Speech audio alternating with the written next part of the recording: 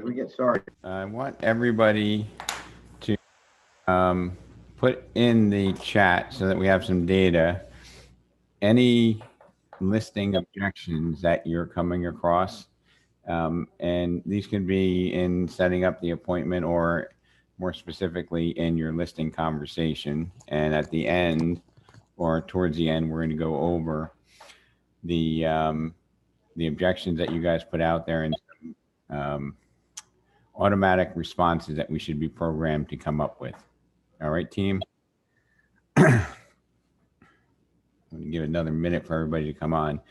Are you seeing the market get a little bit more active in the past week to 10 days, or are you seeing it a little subtle or slowing down a bit? You want to just unmute yourself while we're waiting for everybody to pop on.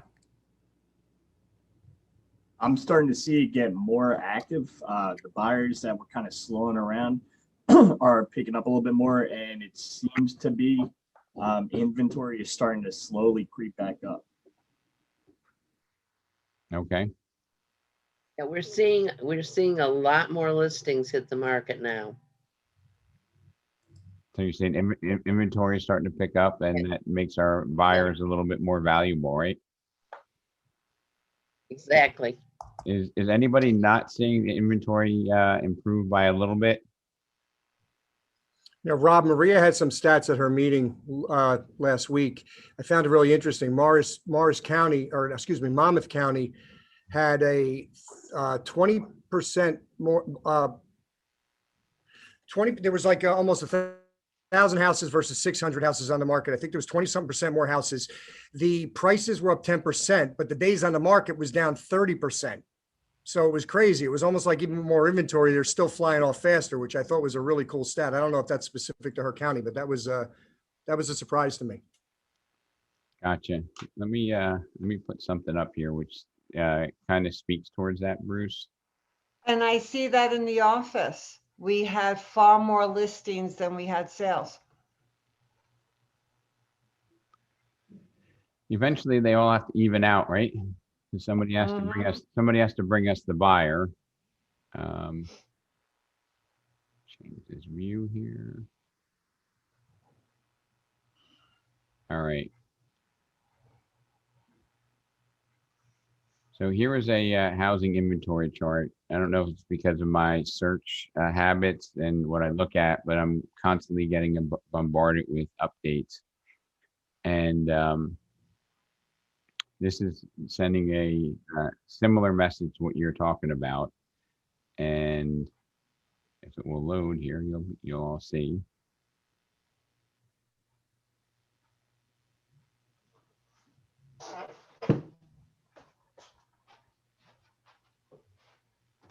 So here is inventory levels over the past 6 weeks, and red is decreasing, blue is increasing.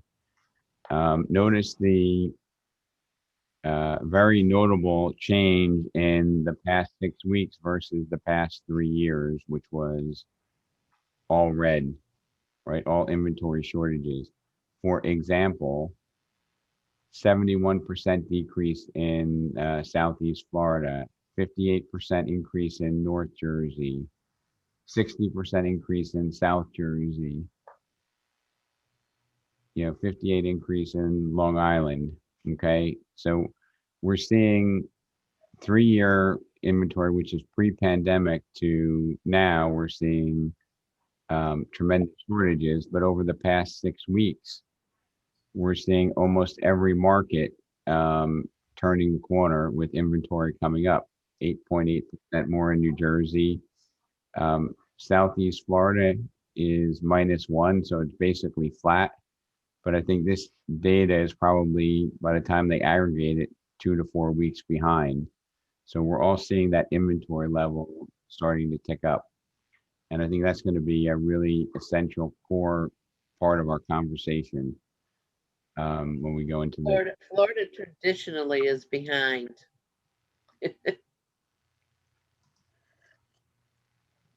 So, and while I'm here, I'm also going to see if our lenders kind of concur with this little chart that I saw this morning, just so we have the right conversation with our buying and selling clients. So here's a this is a long-term chart. Let me do the 5-year. So we look at a 5-year chart, we're kind of slightly above the 5-year number in terms of interest rates. It looks like, I know, Bruce, you were talking about it, and maybe some of our other partners over the past few weeks, the rates were declining. Are we starting to see them go back up a little bit? Yeah, especially today. Yes. Inflation's still low. Exactly. Yeah, the bond market has not been nice this week. So Nope, not a good week. so today we had was it Really PPI? pisses us off because we were excited. So today was PPI or CPI, Bruce? CPI. I think they might have, yeah, consumer pricing index, and then they had, they also had the core, they also had food and energy, and they broke it all down. But it was, if the inflation doesn't get under control, it's gonna stay ugly. We got to get inflation under control to have them come back down. So for the non-economists on the call here, and this is good talking points, because a lot of times we have do-it-yourself financial experts, right? They think they know what interest rates are doing. The rises that we're seeing in these interest rates are almost directly correlated to the 10-year bond market. Would you agree, Bruce? Or any other lenders on with us here? Yep, pretty close to it. And I that's, agree. and that's the Federal Reserve trying to tamp down inflation. You know, the Federal Reserve that does a lot of things. They control the discount rate, which influences where mortgage rates go. They also have market operations where they buy and sell securities to try to stabilize markets. And I think the last tool that they really have is sentiment, right? Everybody listens to what they say almost as much as what they do. So this is going to definitely have an impact. I think experts are not in agreement on whether or not, homeowners are going to be, how sticky they're going to be with lower interest rates being in the rearview mirror.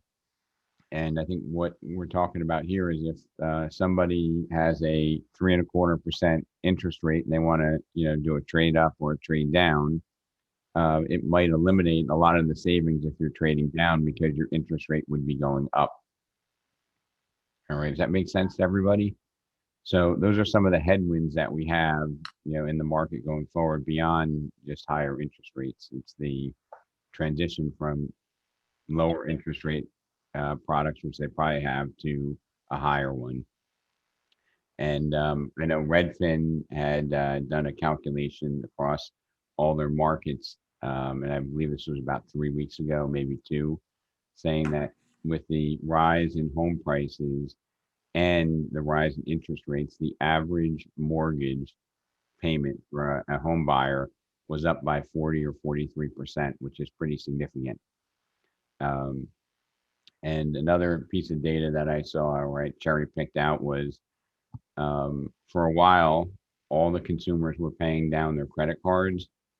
And now they're seeing, with higher gas prices and higher food prices, that, people's credit card balances are starting to rise. So whatever that impact is on home buying, it's sure to have some. I think we should just have an awareness. So now we're going to go to the ultimate listing conversation, and I put in parentheses conversion. And today I want to talk about. I'm going to start out with a quote from a gentleman, Chet Holmes, who did a lot of work with Tony Robbins, and unfortunately he passed away a couple of years ago. But in his book, The Ultimate Sales Machine, which I think was a great book, he had a couple of really memorable quotes for me. And one of them was, if you believe in what you do and you can really help people, you have a moral obligation to try and bring it to as many people as possible. So it's not just an economic, hey, I'm going to make a lot of money, buy a new car, buy a new house. But if you're really good and you can communicate, you have an obligation to share that with others.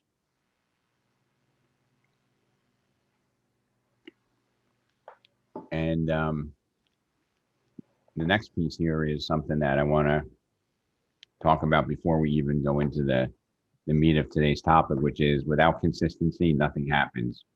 Nothing happens unless it's scheduled. It won't last unless you're inspired. You must commit to consistency and incorporating activities into your routine. And I would say if you're not doing something 2 to 5 times a week, why bother? Because like going to the gym or eating healthy, if you go to the gym once or you eat one salad and then you follow it up with bad habits, it's not going to change anything. And it's going to all be a waste. So the 5-step formula for, having an impact on getting more listings or any component of your business is, number 1, commit to the process and determine your outcome in advance. And I think this is not just I'm going to start trying to get more listings, but I'm going to do specific activities to change the outcome and the trajectory. So an example would be, I'm going to spend 3 days a week doing one of these activities that we talk about. I'm going to become an expert at it, and this is going to yield 18 extra listings in the next 12 months. Okay. So if you don't know your outcome, you're not going to get there. It's not going to happen by accident. You're not going to get lucky. It's like if you're going to fly a jumbo jet without programming where you want to land, you're going to land somewhere, but not where you want to. Next step is identify your prospecting sources, identify your business sources. And in this case, since we're looking for listings, there's specific ways that we know work. And you just need to embrace, at a minimum, one of these if you want to move the needle. We have RedX, Vulcan 7, which are dialers that aggregate information on people who are likely to sell, either because they're FSBOs or expiring. We have Cole Realty, which is circle prospecting. There's good old-fashioned mail. There's open houses. I think open houses is probably one of the most overlooked opportunities that we have. Because when you're doing RedX, Vulcan 7, Cole Realty, and direct mail, with direct mail, what do you think happens with almost every piece of direct mail that goes out? Anybody want to chime in? Right in the garbage. It goes right in the garbage, right? So, I mean, you're going to call it branding when they look at it before they throw it away. But, I mean, that's a really long game. And I'm not saying don't do it, but it's a long game. When we're calling, let's just take an example of expireds through one of our dialers. Now, Daryl Davis is talking about RedX. There's Vulcan 7. There's probably tens of thousands of people that subscribe. Do you think you're the only person calling that expired listing on the phone? What do you think? Nope. You're probably likely to hear things like, where did you get my number? Why do you keep getting these calls, right? And it's gotten to the point where it is so prevalent that when you log on to Vulcan 7, I don't know if RedX does it, it says, I commit, I won't share where I got this information from. Does anybody recall seeing that when you log on to do your Vulcan 7 session? Yep. And, Cole Realty is truly the shotgun approach, because these people haven't identified any specific interests. I know Maria's talked a lot about looking at people who have been there an extended period of time, which makes them a little bit more likely. But I think they're probably less likely than somebody who identified it as a for sale by owner or had an expired listing. Okay, those are higher probability opportunities. Number 3 is practice and perfect your message, your script. I don't really like the word script, but I really haven't found a good substitute word for it. And this is Rob speaking here in this red. You must anticipate and love overcoming objections. You need to acknowledge, respond, and pivot. Now, this, you must anticipate and love overcoming objections, in my opinion, is critical. If you know exactly what you're doing and you're the GOAT, the greatest of all time at what you do, or at least in your market, are you ever going to have an objection that you're uncomfortable with? No. You're not, right? Because you're like, bring it on. Let me hear what you have. I have the solution for you. And sometimes the solution is maybe telling you something that you don't want to hear, but you have to hear, right? 4 is, time blocking to achieve your outcome. What isn't scheduled doesn't happen. Okay. How many times do you go through a day and maybe the most important thing doesn't get done because you get sidetracked? You go down those proverbial rabbit holes, right? It happens. And then the last piece to my 5-step process is master the conversation, and the conversion is in the conversation. And here's where I'm going to drive this one home. I'm going to bet, and I'm going to do the reverse here. I'm going to say, if there's anybody who hasn't had this happen, I want you to unmute yourself and say something, because I think most of us have had this experience happen where a prospect, a friend, a relative, somebody in our sphere of influence, either we had a conversation with them and they didn't work with us, or even worse, we discovered that they transacted with somebody else without even speaking to us. So if we have 94 people on this call, is there anybody that's never happened to? And I'm going to guess it's less than 5%. Anybody?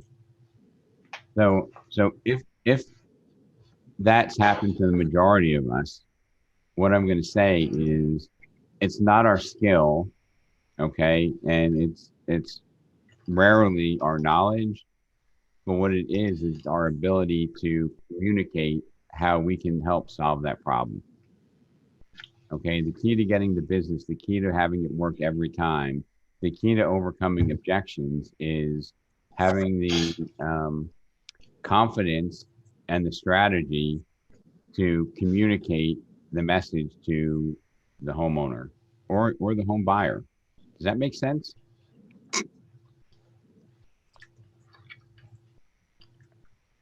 I got to get a yay or a nay here.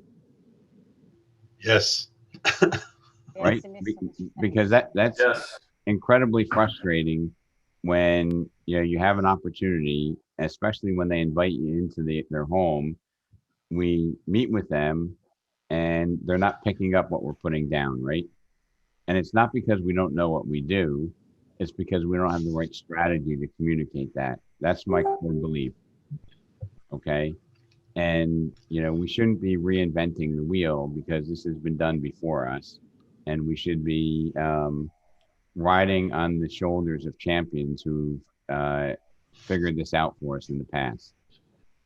All right. And I'm going to start with, and I'm going to, for those of you who've been on a lot of these, it's going to be repetitive, but sometimes hearing it over and over again will have an impact to making it second nature. And sometimes if you haven't been exposed to it, I would write some of these points down. Okay.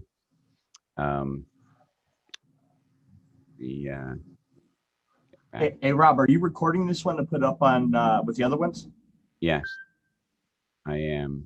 And I've had 2 of my recordings get corrupted, so I've cleaned up all the programs on my computer so that there's less things running. So Rob, one of the things I wanted to mention when you were going through your list of 5 was, and you mentioned the fact that you didn't really like the phrase script, because this is a conversation, not a presentation.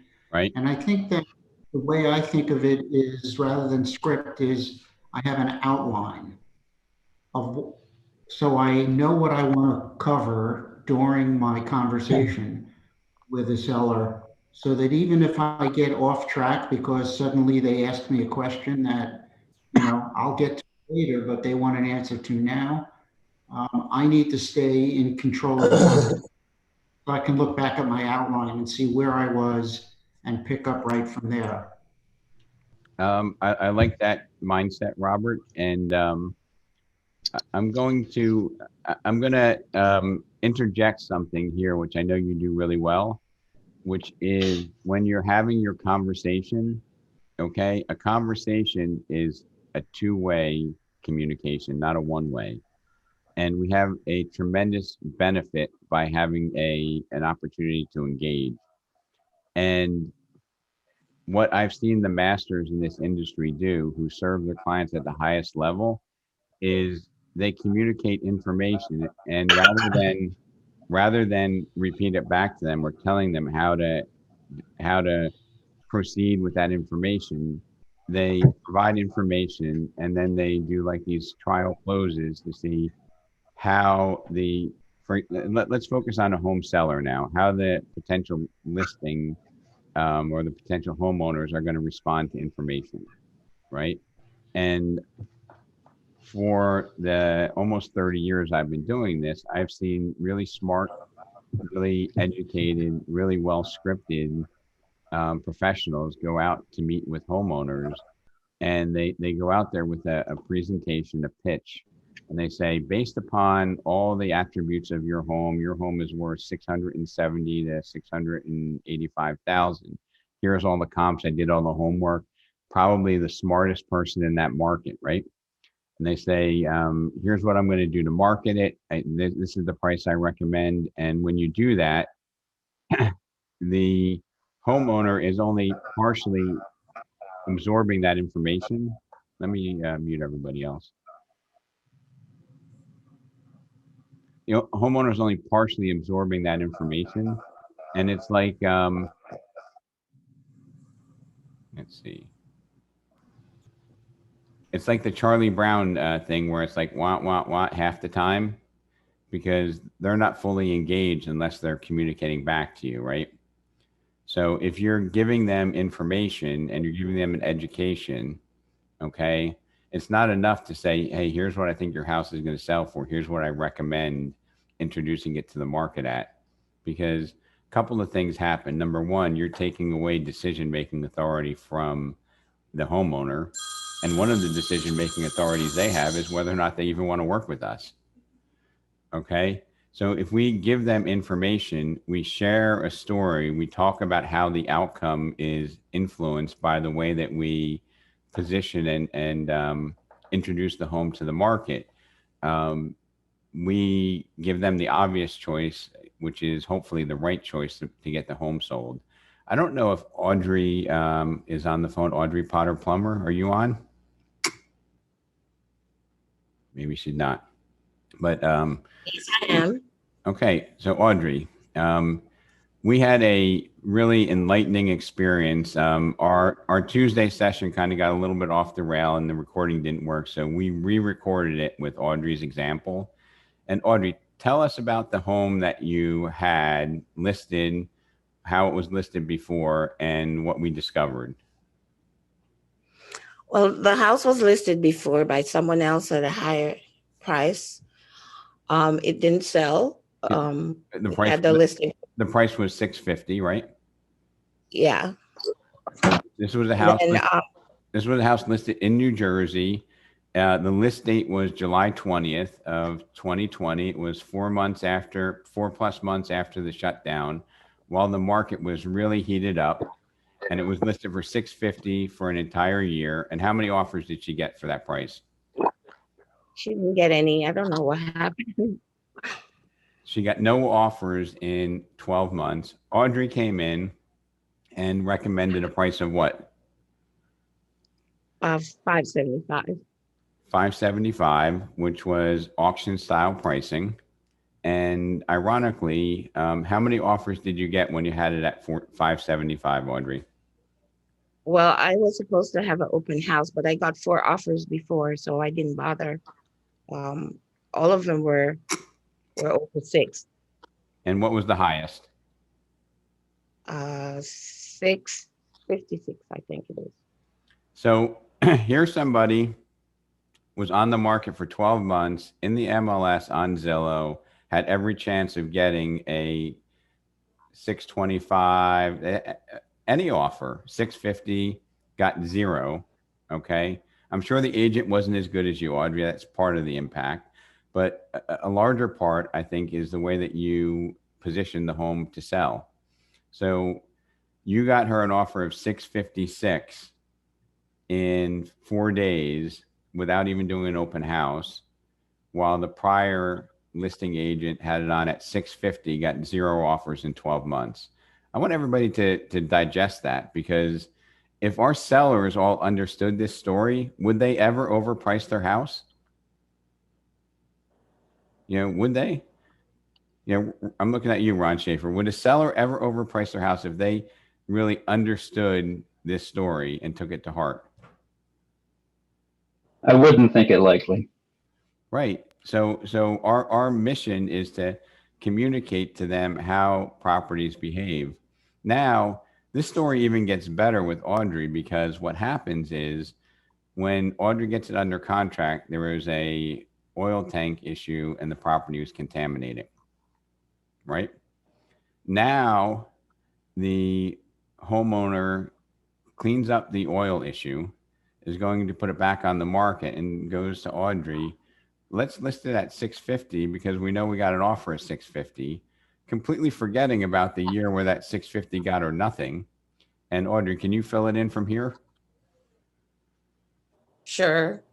So I had to remind her of what the situation was previously, and let her, asked her if we put it at that price and we don't get any offers or any offer that she likes, what is she going to do?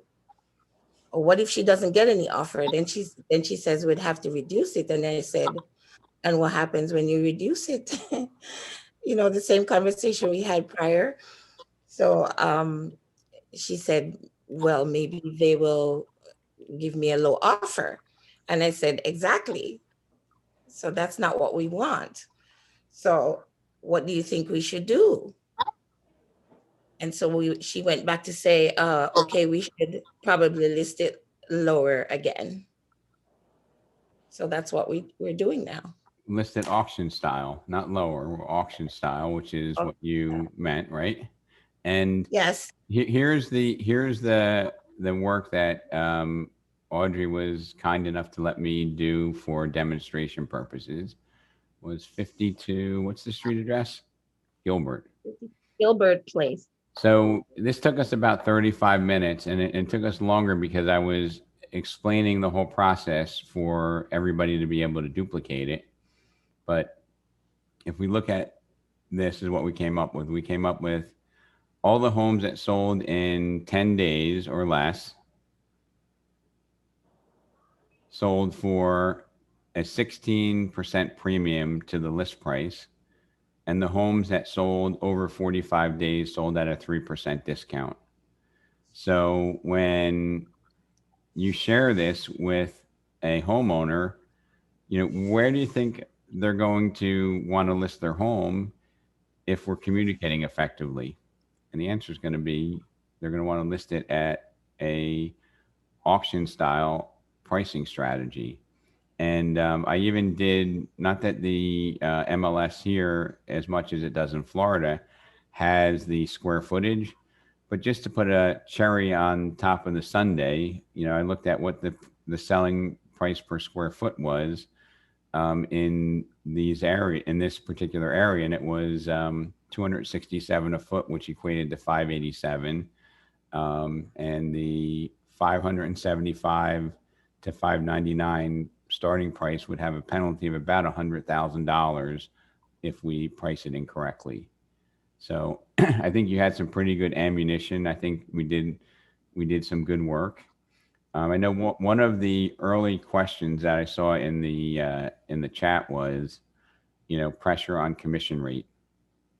And one of the things that I want to start focusing on, emphasizing, and also having as part of our mission is, if we don't take overpriced listings, what do you think is going to happen to our sale to list price ratio? Anybody? Lower. No, our sales price to the list. So if we list a house for 500,000, do you think our sale price to the list price is going to be higher or lower if we price it correctly? Probably lower. It's going to be higher. It's going to be higher, right? So Yeah. we're going to have a 6, 8, 10% sale price advantage over the competition in the local market. And if I go on a listing conversation and I'm able to show that Rob Lazar sells houses in West Orange for 7.2% more than the competition, I put it in a chart like this, and it's true data, and they start to talk about the commission rate. If I'm getting 7.2% more than all the other homes in that market, do you think that I can sell a 6% commission or at least a 5%? What's your thoughts? Right? Definitely. Because basically, we're providing a lot of extra value. And the case that you have, Audrey, here highlights it without question that if you price it right, you are going to get more money for your sellers. Right? And by doing that, we should be entitled to earn a fair compensation. And when you cut your commission, if you're new to the mastermind, you should write this piece down. Business is math. And if you cut your commission, okay, it may seem insignificant to go from 6 to 5 or, 5.5 to 4.5. But if your side of that transaction is going down by 1%, so you're going from 3.5 to 2.5, or you're going from 3 to 2, okay, that's a 1/3 reduction in revenue. It's a 1/3 reduction in revenue, but it's a far more significant reduction in profit. Okay, because if you do a reduced commission, does the MLS charge you less to put it on the MLS? I know it's not a significant fee in many cases, but the answer is no. Does the photographer charge you less because you're getting a lower commission? I guess it's no. Is your time any less valuable when you're preparing, doing open houses, negotiating for a lower commission? My answer to that is definitely not. So if we're getting paid less and our responsibilities are the same, okay, not only are we losing that 1%. So on a $500,000 listing, instead of 15, if it goes down to 10, but our time is the same, okay, and our costs are the same. So if our cost of our time and the cost of our out-of-pocket expenses is $5,000, okay, our profit on that went from $10,000 down to $5,000 by making a 1% reduction in commission. Business is math, okay? And communication will allow us to demonstrate our worth if we have the right strategy. Anybody have a comment on that?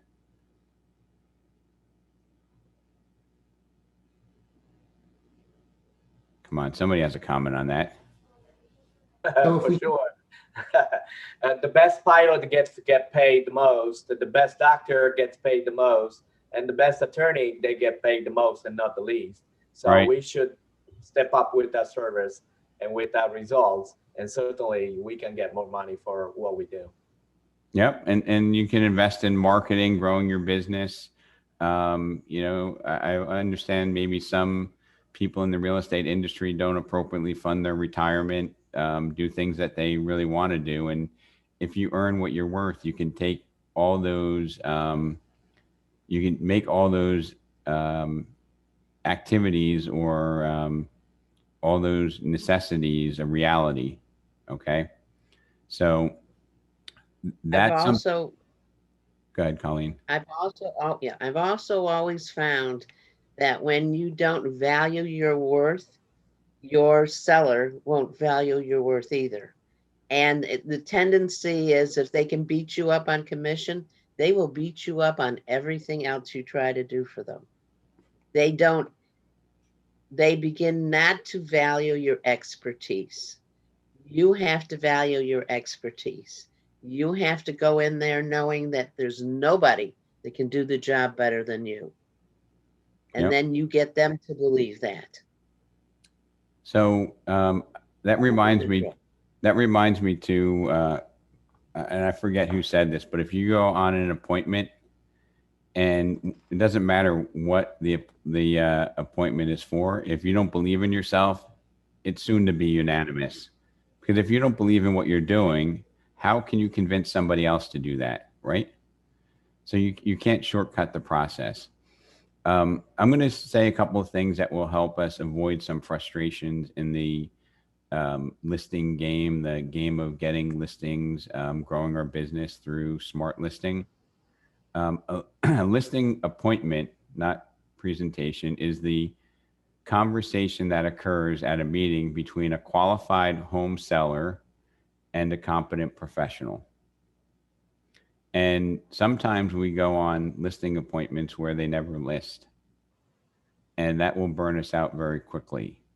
So I just want to point out that a listing appointment is the conversation that occurs at a meeting between a qualified home seller, somebody who's committed to selling if the message is right, and a competent professional. Because you can have somebody committing to sell, but if we can't demonstrate that we're that competent professional, we will not win it, even if we have the right dialogue. And I believe that we can effectively communicate our message to, I believe that if we can effectively communicate our message to a seller or a buyer for that matter, they will always choose us. Okay. We will be the obvious choice. And most of the time that we lose a transaction, it's not because of our skill. It's not because of our desire. It's not because of our work ethic. It's because of our communication strategy. Okay. The word presentation, when I looked it up, is a speech or a talk in which a new product idea or piece of work is shown and explained to an audience. And then after that, I put never present, right? Because if you have a listing presentation, this is the traditional, real estate agent from the beginning of time. They go out there, they do all this work, and then they present. They say, I'm a great agent. Here's all the research. Here's all this stuff. Here's what your house is worth. Here's the bazillion sites I'm going to market it on. And here's my fee. That's a presentation. Okay. I reject presentations. I think we should all be focusing on conversations. Rob, can I just add something to what Colleen and Tony said? It's Yep. Paul. Hi. How you doing? Good. I'm well. Everybody else, I hope. One thing I also talk to folks about is it's the proverbial you get what you pay for. Yes, of course, we go over the services we provide, but I leave folks with all you have to think about is where you're moving to. We're going to take all of that worry and sleepless nights and whatever else they're going through off their plate in terms of the resources we have, in terms of what we provide as far as marketing and our database. So it is my job to sell your house. It's your mission to think about the next step in your life. So I always include that in the conversation. And part of why, we're 6% because we provide X, Y, Z, ABC. And you don't have to think about, oh, where am I going to find a photographer? Do I have to worry about social marketing? Do I need to worry about boxes? I mean, there's a lot we can do for them. And all they think about is packing up and getting ready for their move. So Paul, one of the things that, and I don't know exactly how you communicate your value proposition, but if you're able to build a business that you can demonstrate you get more than the competition, it really takes the commission discussion completely off the table. And I know we have almost 90 people on this call. You might think that it's crazy, but if you can communicate and say, if I can, sell your house for 6% more than the competition, you know, and my fee is 3.5%, I don't think you get resistance. Okay, and I think the power is in the communication. Go ahead. Yeah, I mean, it's all about preparation. I mean, if you prepare for a listing, I tell my agents the same thing. You prepare for a listing as you need to know everything about that property, the surrounding areas about that property, and as much as you can find out about the owners. That helps your presentation go along a lot smoother and shows more confidence in the agent. Once you know a lot about the area, because they're going to ask you 1,000 questions. So if you don't know the answers to these questions, you're going to stumble, and most likely you're not going to be able to get a higher commission or even get the listing. So you really need to prepare before you go to a listing appointment. So Ron, what would be an example of a couple of those questions that you need to be prepared to answer? Well, for instance, the last appointment I went on, they asked me about, well, do you know anything about the HOA and how it works in the area? Do you know what's included? Do you know how much the HOA fees are? Do you know anything about the parks around the area? What about the schools? They start asking you all these questions. And if you don't know the answers to them, what are you going to say? You're going to show that your worth is not really worth the 6%. But if you have all the answers and you know before you go on that appointment, I guarantee you're going to get your commission.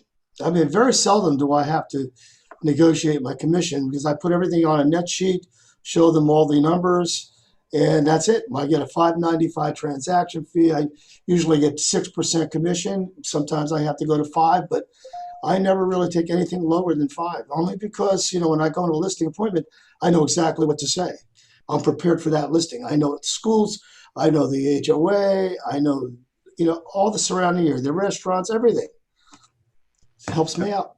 A big thing by us too in North Jersey is commute distance and timing, because so many people work up here in the city. So things like that in houses of worship, we get a lot of questions about too. So knowing, like you're saying, knowing the community is one of the biggest things in this area. So I'm going to just ask the group to put 2 numbers in the chat box if you can. And obviously the higher number will be the properties that you're not familiar with. And the shorter preparation period will be for a property that's like right in your sweet spot. You understand this market. How long does it take you to do a listing presentation if it's in your sweet spot? And how long does it take you to do a listing preparation for a listing conversation if it's outside of your comfort zone? So for you, Ron, it might be, you know, if you went to Sunny Isles, you're probably not doing a whole lot of listings there. How long would it take you to understand that market, and how long would it take you to do a listing preparation for a market that you know like the back of your hand? And if we can just get we can get a sample of people just putting those 2 numbers in. Is it, you know, 30 minutes and 2 hours? Is it an hour and 3 hours? You know, what's the difference in those numbers there?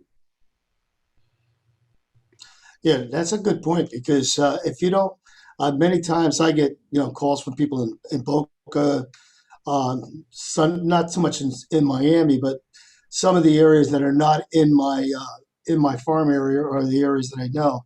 So I have to really dig up and find out what's going on, and that takes more time. I probably would say it would take me, because I've done it so many times, it would take me probably 3 or 4 hours to do.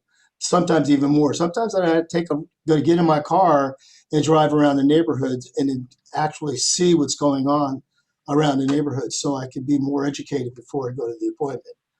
So it does take more time.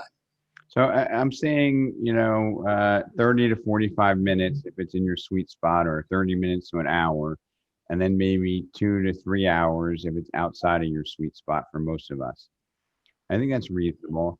And I just want to, you know, bring Amy, Roan, or Maria into the conversation here, because I remember we got Amy got a lead, Zillow lead for a listing in an area where she had not recently or maybe never done business. It was a high-end property, and it also had some unique aspects to it. So the first thing I did, not even knowing where that property was look at the other listings and they would put things in there that were relevant. And I studied and learned every component to what the other listings that were on the market or had sold were talking about. And there was some terminology in there about like your ability to expand your dock and your riparian rights and things of that nature, because this property was on a tidal waterway. And it probably took us about 45 minutes to do all that research, Maria. So we had to add that on to the preparation. Do you remember that? Yep, exactly. And I think not only did that, because the gentleman did ask Amy about those items, and she was very well prepared, and it also built upon the confidence that you have when you go out on that conversation.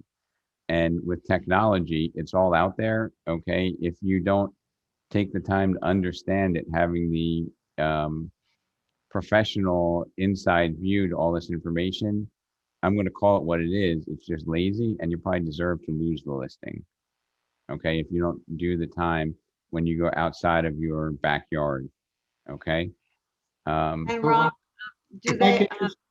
I also want to let everyone know this was a very high-end listing.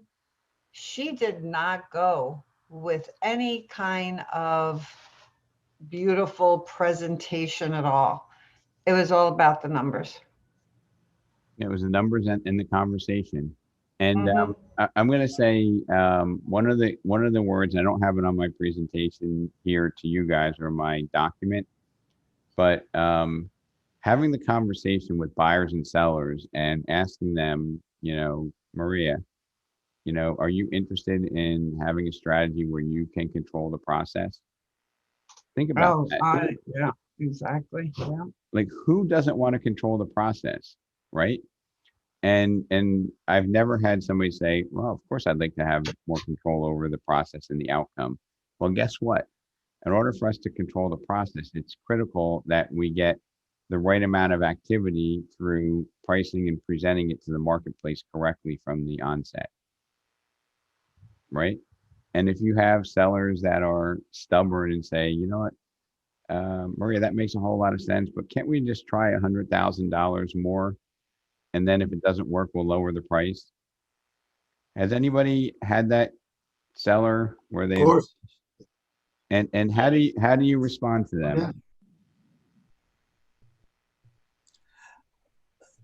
Personally, I just tell them, I compare the numbers and I just say, well, how soon do you want to move? And if they say, well, we're not in a big hurry, I hear that 1,000 times. But they are in a hurry, because when you start asking them questions, where are you moving to? And they start telling you, then you kind of know. They play tricks with you, so you have to overcome some of those objections. If they tell me they want to overprice it, I just show them some of the listings with the little arrow going down. The arrow saying price change. And I said, do you want to be here, or do you want to be where this one sold and there's no arrow pointing up or down? So if you're going to price it too high, you're going to be on the market longer, and that little arrow is going to tell everybody that's looking at your listing that you had to reduce your price.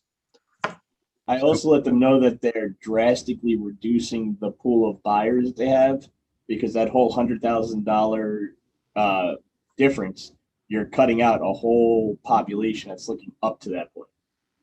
So Ron, you show them the arrows are going down. TJ, you explain to them how it's reducing the amount of buyers. I think the other part of it too, Rob, is that the greatest exposure of your listing is in the first 10 days. So that if you've got a house that's overpriced by $100,000 because that's what the seller wanted and you accepted that, those 10 days are going to be wasted. And then you're going to find yourself in a position of having to lower the price, as we've all talked about, and you're going to turn over, the power of the transaction to the buyer, as opposed to having the seller be the one in control. So you guys are telling me in this market as a seller, you're telling me that sellers are still saying Is this an objection you get a lot now? Don't they kind of defer to you because the prices are going through the roof, or they still think it's worth more? I mean, has this come up a lot now in this market? So Bruce, Yeah, that's a good point. Bruce, That's a good Holy point shit. because Bruce. that happens a lot. Really? Bruce, do you ever? You know what I've found is Let me just. one of the best questions you can ask to see how motivated they are is if they're ready, if they're planning on moving for their job or whatever it happens to be, is do you have to sell your home to purchase your next home? And if the answer is yes to that, you'll find out they're probably pretty motivated. So Jeff, thanks for sharing that. And Bruce, I want to go back to you because I think sellers. Surprises me, to be honest. That surprises me because the people we speak to that are mover buyers, they're usually surprised what they could get for their house. They just defer to what the agent says. But that's after a listing, so maybe there's a whole bunch I don't see. So I think if people see on Zillow that their house is worth less than they expect, they're going to tell you reasons why it's worth more. And if Zillow is off, they're going to say Zillow says my house is worth X. I think people have an emotional bias to their house to price it higher. And I think there's an inherent greed in selling a house. And then lastly, there's a false narrative in people's minds. And I call it the car shopping mentality where the car is, and this is all pre-pandemic stuff, but when the car is on the lot for $65,000, pre-pandemic, you expect to pay 58, right? You negotiate with the dealership to get a better price. Correct. All these. Well, that's my point. You can't even get a car now. Yeah, but in the traditional way, right, Bruce? Like you used to go and you negotiate down. So I think sellers still have that mentality that I want to, price it a little aggressively, and they say, Bruce, I want to have a little bit of room to negotiate down so that I'm not pigeonholed in. But they don't understand about negotiating up through competitive bidding. And if we don't have the strategy to communicate that to them, they will be left to their biases, which are greed, emotion, belief that, pricing it higher and having the ability to negotiate down gives them more leverage. They also believe, and this is a core belief that most sellers have, in my opinion. I think we as industry professionals know this not to be the case. But if we don't communicate it, or even worse, if we take it for granted that they know, shame on us. Because Ron, you said that you heard it 1,000 or 1,000,000 times. I'm in no hurry to sell, right? Yeah. And I love that comment because that's just a moment for me to redefine the whole process. Okay. Hey, I'm not going to give my house away there, Ron. I'm in no hurry to sell. I can wait to get a better price. Right? Do you feel like that's a implied belief that a lot of homeowners have? I really believe. Absolutely. I believe that to be. I believe that to be one of the worst fatal problems that homeowners have. And if we can't communicate it, then we're left to owning their strategy, which is not the right strategy. And logically, and after being in the business without studying it, like I did this mistake myself. I was like, you know what? Let me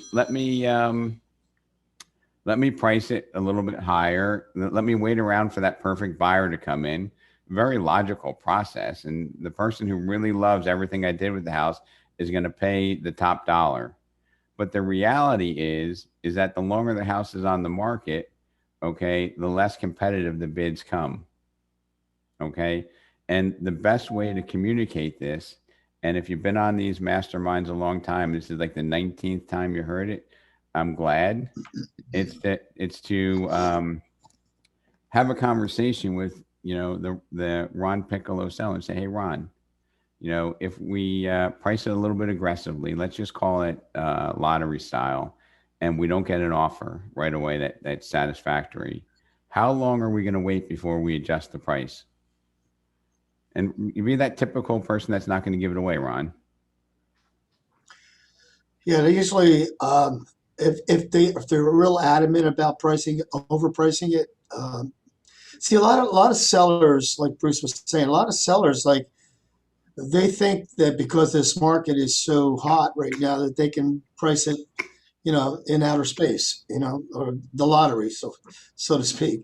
So when that happens, it's hard for you to overcome that and try to convince them that, so I had one seller say to me, well, I want to price it at 675 when the market's really 635. And I said, well, why would you want to price it there when I just showed you like four comparable homes that are around 630? Says, well, we have to find a cash buyer. And I kind of giggle like that, and I just say, well, that's like throwing out, some sticks and seeing which one sticks to the wall. I says, that's, you're going to be wasting more time. I think best time to do it, best way to do it is to price it right and get it sold, get the best price for it. Ron, can I interrupt you for just a second? And Sure. I want to come at you from contribution. Like you are guiding and telling the person with logic what they should do. But I found, and you can try it, you can reject it if you don't like it, but I would go to that seller and say, look, we listed at the 675 and we don't get any offers. When are we going to lower the price? Everybody has a number. Usually it's 2 weeks, 15 days, 30 days. And I say, Ron, your house is on the market now for 30 days. We lowered the price from 675 to 655, or maybe we go to the 635 where it should be priced. Right now we get some more activity there. Can you tell me, how is a buyer going to approach making an offer? Yeah, that's a good way to express it to the seller. It's been on the market for 30. I think it's been on the market for it's been on the market for, and I have, every time I go on a listing appointment with one of you, I have the homeowner say, well, at that point they're going to think I'm desperate, or they might even think there's something wrong with the house. And then I'm going to say, okay, so let's go back to it. Here's the evidence. Homes that sell in the first 10 days get a 12% premium. Homes that sell over 45 days get a 4% discount. Ron, how would you like to introduce your home to the market? Right? Boom. Usually that solves the problem. If it doesn't, I'll go back into, you get one chance to have a first impression. I'll get into, if it's been on the market, what are buyers going to think? How are they going to approach making offers? I know what the answer is, and you'd be surprised, Ron, the homeowners know as well, and it means a lot more when they tell us as opposed to us telling them. So I'm going to try to break that habit of yours, because you've been taught with tradition, and I want to get you out of the traditional and into the highest level of communication. I have a few more things I want to cover, then I'll stay on for a couple minutes as we're getting to almost the end of this. So communication is 7% words and 93% body language and tonality. And part of the tonality and the body language exudes the confidence that you have in your message. Okay. And I know I'm a really, really analytical person. I did not believe this, but I'm totally bought in on this right now. The way that you carry yourself, the way that you talk, your tone of voice, your communication style has a massive, massive impact on what outcome you have. And I'm going to go read this Chet Holmes quote again. The one who gives the market the most and best information will always defeat the one who just wants to sell products or services. The one who gives the market the most and best information will always defeat the one who just wants to sell product and services. And if somebody senses that we're looking to make a sale, there's a whole different body language on the other side of the table, as opposed to if we're giving information and we're educating and then we're asking them to make a decision. And we always want to position it so the obvious decision is the right decision. My qualifying question, and this is, an amazing way of overcoming objections and even qualifying somebody for a listing conversation or to set that appointment. Hey, Ron, if I can show you how I can sell your house for the most money, shortest period of time with the least amount of stress, could we make a decision, or could we agree to work together when we meet on Tuesday? Now, most of us are afraid to ask that question because they might say, well, I want to interview 3 people. You know, I'm not going to be prepared to make a decision. But I think that's a powerful way of pre-qualifying the meeting. Okay. And when somebody is giving you objections, and especially ones that you're uncomfortable answering, let's just say that you didn't prepare properly and you're getting some of these questions that you're not comfortable. Hey, if you ever have this listing objection, say, you must maintain your composure, stand, rapport, respond. Hey, that's a great question, Ron. To better address it, can you please prioritize these 3 things? Or that's a great question. I'll get back to it in a little bit. But in the interim, can you put these in order of priority from most important to least?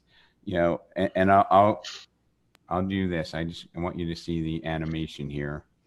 I'll go. Number 1 is selling your house for the absolute highest amount of money, not leaving any money on the table. Number 2 is selling it in the shortest period of time. And number 3 is having a stress-free transaction. Can you put those in orders of priority from what's most important to you to what's least? And a lot of times people will take a moment or 2 to think about it. And the husband and the wife might be talking, hey, Mary, what do you think? Most money, quickest.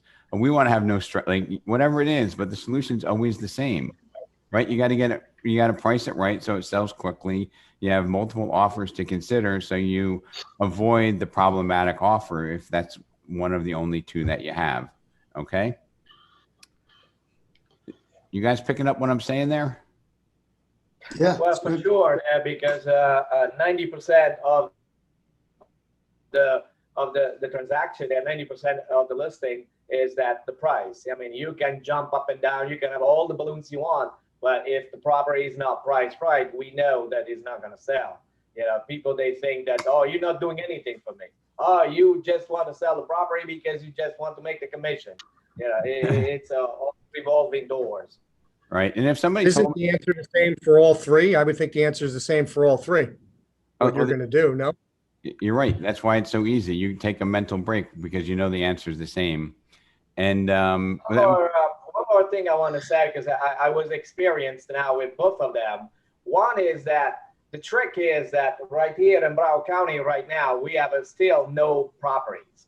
And I sold a small warehouse there near the airport, and I did all the due diligence, bada bing, bada boom, and there was nothing on the market, and anything that was on the market was more than 500,000, and everything that sold was near 300,000. I showed that to the seller, and the seller said, "No, I want 500,000 like everybody else." I said, "Well, let's go a little bit below them. At least we had the first one in line." So we did that, and they sold in 1 weekend, sold cash. And it's funny that whoever bought it is supposed to be, I don't know, big shot in real estate here in Broward. 2 weeks later, the agent calls me back, says, "You know, that buyer was upset because he thinks he paid too much." I said, "No, I had multiple offers." "And what were those offers?" "Well," I said, "I already threw them away, but certainly your offer was the best." Yeah, and so that's what happened when there is nothing on the market. And the other one, Rob.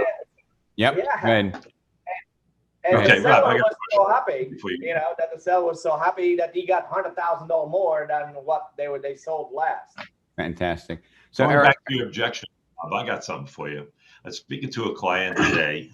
It's in the $1 million to $1.5 million area. It doesn't really matter. All seem to be about the same. I said to him, "I'd like to have a conversation with you regarding listing your house and buying at the same time," because it's been a bit unrealistic when I took him out to show him. So he says to me, "A chat would be helpful. Maybe you can settle my nerves about having a house on the market that then sells and our next home is not yet identified. I know rent back is a short-term option, but with small kids, it feels risky and a bit rogue. Weekends are always tough, maybe Sunday. Okay, I'll be driving for 90 minutes without kids. If a home hits the market, it's selling quickly. That's a good, but also forces our hand. Looking forward to our conversation." How would you handle this? So Eric, these are some of the greatest gifts we ever get in these markets, because you know what? This is like going back 20 years ago when transferees used to come into town and they'd be like, "You know what? we're flying in on Thursday and we only have until Sunday to buy a house. Now, don't we all love those opportunities where they have 3 days to buy a house? And you're like, look, our goal is to better understand what you're looking for and identify the house that works for you, Eric and Jackie. And then you can spend the next 2 days getting familiar with the neighborhood. So when you move in, that's setting the expectation. And I'm going to tell you, you've done this a billion times, not a billion, you've done this hundreds of times, Eric, where you've had to juggle that buying and selling, right? And he's just challenging you to communicate how this is going to go down. Because I think it's a great gift. You put the house on the market. Maybe you just still say, look, what we're going to do is we'll, prolong attorney review, or we'll put in the attorney review that we have 10 days to cancel if we can't find a house. And then you have 10 days to get them a house, Eric. This is a tremendous gift for us. And he just wants you to share your confidence that you can get that job done with him or her. Does that make sense? That's a very good option. I like that. After 10 days, I'll call you back and you tell me what to do then. Well, Eric, if I was betting, you're going to find him a house in day 2 or day 3 because he's going to be motivated. Okay. That's exactly right. And what they're doing is they're just pressing you to see how confident you are that you can pull this together. And everything that we're faced with here and things that appear to be challenges are really opportunities for us to shine. Okay. We have to look forward to these objections, Eric, and embrace them and differentiate ourselves by the way that we address those. And I know that you and Jackie and almost everybody on this call is more prepared than 99% of your competition to get that job done. And if we don't get hired, it's because we haven't communicated it in that 93% of the communication that might be nonverbal. So would you recommend I have a conversation with him over the phone, or tell him we got to get together and see his house at the same time? For me, I would have a conversation over the phone saying, look, we have strategies that I'm going to discuss when we get together where you can have comfort that you won't be homeless and that, we'll have a cushion of time to find a house. Most agents aren't sharing this information with you, but you'll be really excited when we meet. That's how I would go about it. Okay. Now. Okay. Hey, Rob, genius answers as usual. That's what I expect from you. Thank you. Thank you. So here's a couple of things I want you guys to actually write down. Number one is business is math. Okay. And this goes from, the strategy that you use to sell a house and looking at the way things react. Number two is you must anticipate and love overcoming objections, okay, and be able to acknowledge, respond, and pivot. And it sounds like a lot of stuff, but if you're comfortable in your profession, you look forward to getting these answers because it's an opportunity to highlight how we're different. Okay. In the listing game, there's the 3 strategies, and to tell them, you can price it aggressively or overprice it. You need to use analogies like Daryl talked about in a presentation. So there's auction style, which is exciting. There's market style where we try to predict what it's going to sell for. Then there's lottery, which seems to be a foolish way to sell a house, one of your most valuable assets, if not your most valuable asset. Okay. So use analogies in describing the pricing strategies. You must anticipate and love overcoming objections. Okay. Anticipating is not enough. Knowing what the answer is not enough. You must be looking forward to, you must love overcoming that and finding your moment to shine. To address any question that you're uncomfortable with, that's a great question. Let me get back to that later, but in the interim, can I ask you, put these in order of priority: selling your house for the most money, shortest amount of time, least amount of stress. All right. When you give that to somebody, they take our bait and they're putting it in priority. You'll see that the seller is discussing it. I want to get the most money. Well, I don't want to have any stress because we need to sell and buy at the same time. And they'll be debating it, right? And whatever they tell you is always the same answer. But it's a wonderful exercise to go through, right? And then the last thing that I want you to build into your communication strategy is, hey, if we decide to work together, those words, if we decide to work together, it's imperative that I get you the highest price. If we decide to work together, it's my mission to make sure that it's that I provide the least stress during the process. If we decide to work together, because it puts out there that it's not implied that they're going to give me, hey, I want to work with you and I'm going to accept it. Do you see the power of that? Because we means us together. It doesn't mean if you choose me. If we decide to work together, this is what the outcome's going to be. So if you can take those few things from this meeting, build them into your communication strategy, I think it's going to change the game. Hey, Rob, I got a question for you pertaining to your business's math. I mean, it pertains directly to this.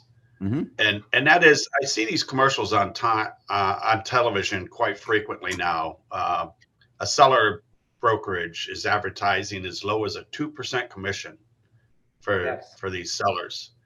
And easiest way to talk to these people is, what good is saving 4% of the sell price if your property doesn't end up selling, or ends up selling for, 10% less?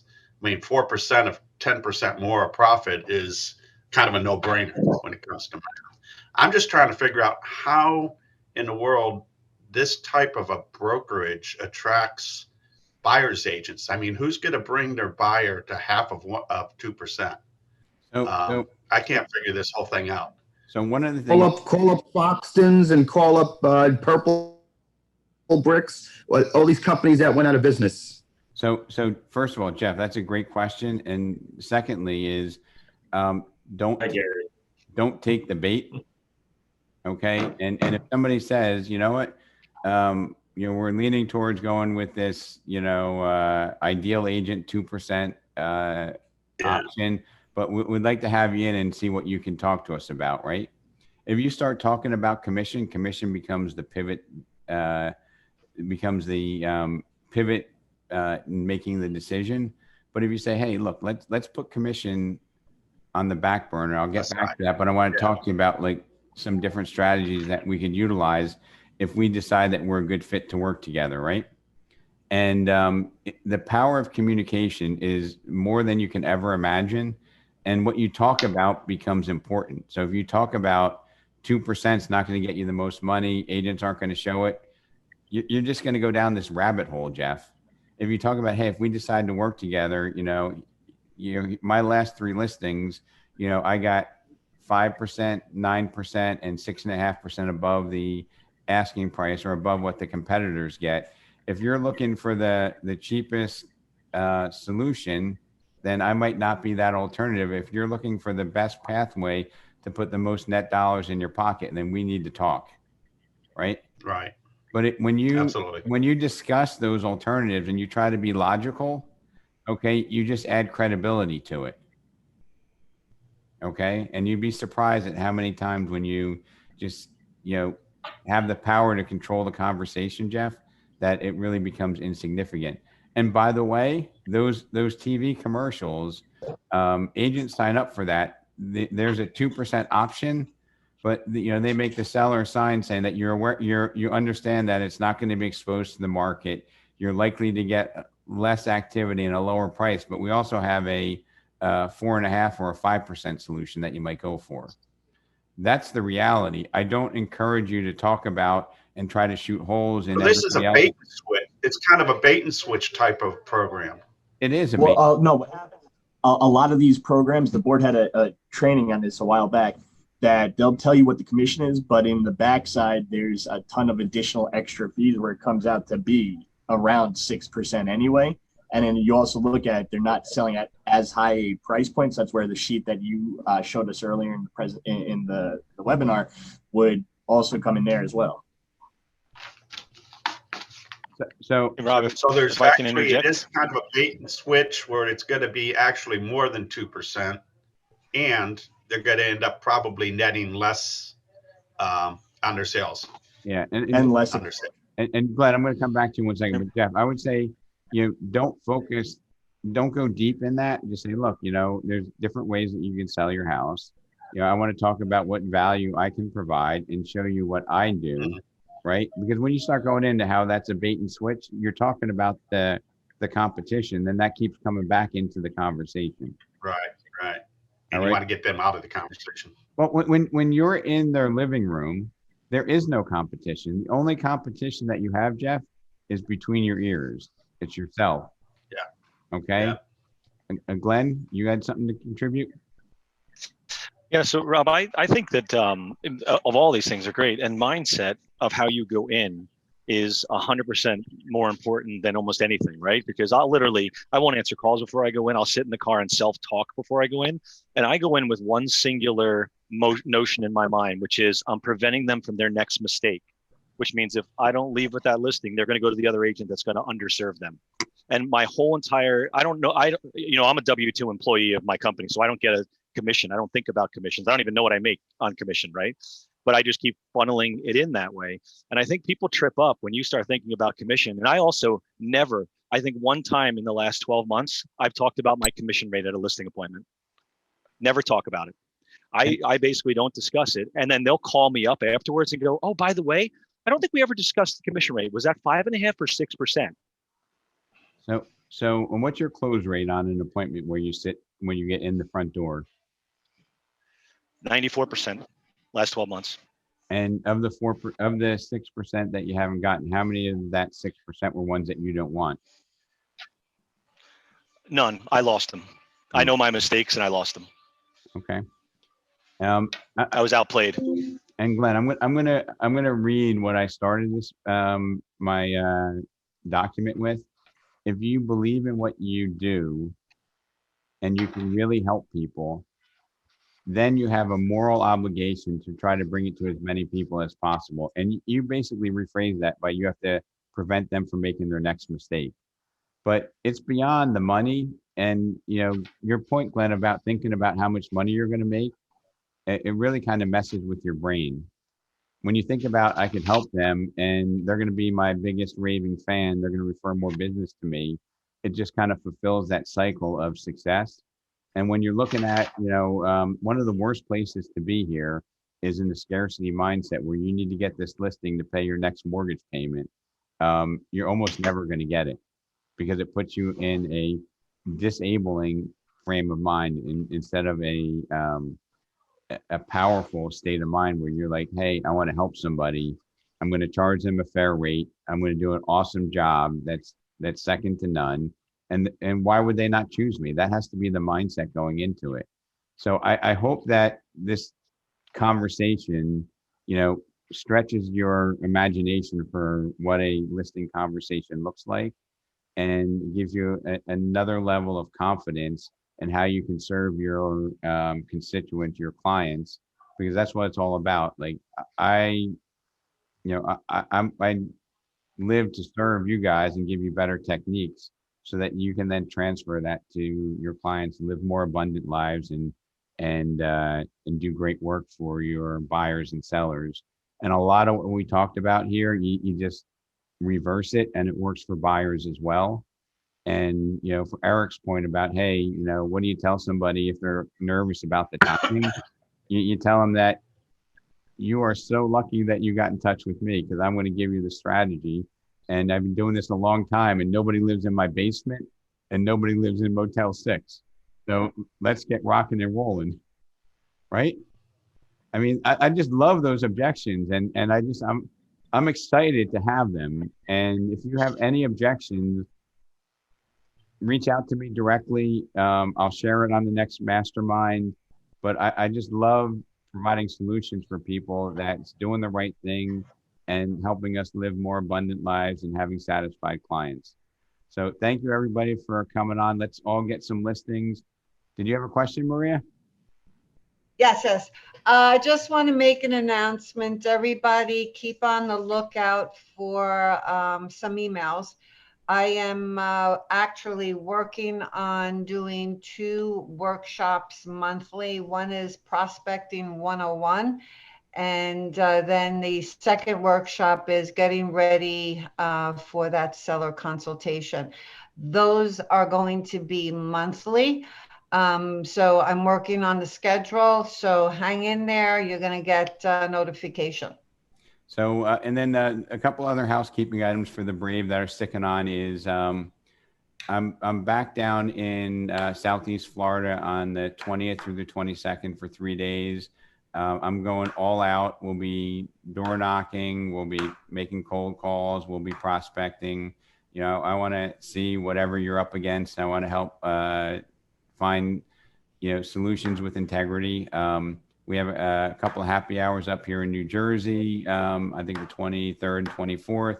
I'm sure we'll have a happy hour down in Southeast Florida to get everybody together. I'm super excited to be working with such a great, talented group of people who are investing an hour of their time on Fridays to grow their business.